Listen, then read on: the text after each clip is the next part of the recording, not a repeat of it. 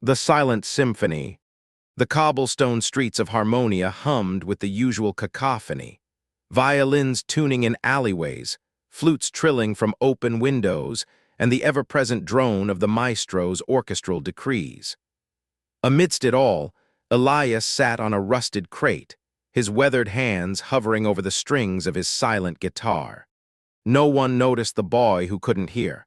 To them, his music was just another absence in a city drowning in sound. But Elias felt the vibrations in his fingertips, the way the air shivered when he plucked a string no one else could perceive. One evening as he played, a beggar's cough faded mid-rasp. Elias glanced up. The man's chest rose smoothly, his pallor warming. The crowd murmured, but Elias only saw the faint glow around his guitar, pulsing like a heartbeat. He experimented in secret. A wilting flower straightened under his touch. A fractured cobblestone knit itself back together. His silence wasn't emptiness. It was a different kind of music, one that mended what Harmonia's noise had broken. Rumors reached the maestro's gilded tower. A spell without sound? He sneered, crushing a wineglass in his fist. Impossible. Yet his spies brought whispers of a boy whose quiet defied the symphony's laws.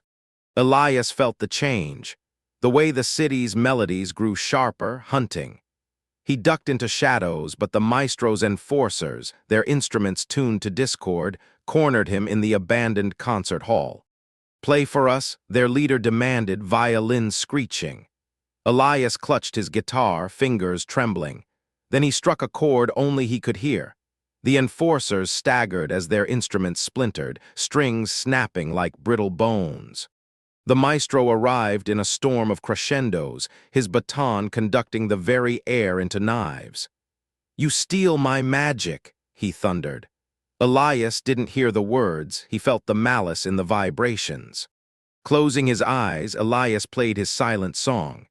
The maestro's symphony faltered, notes unraveling into whispers.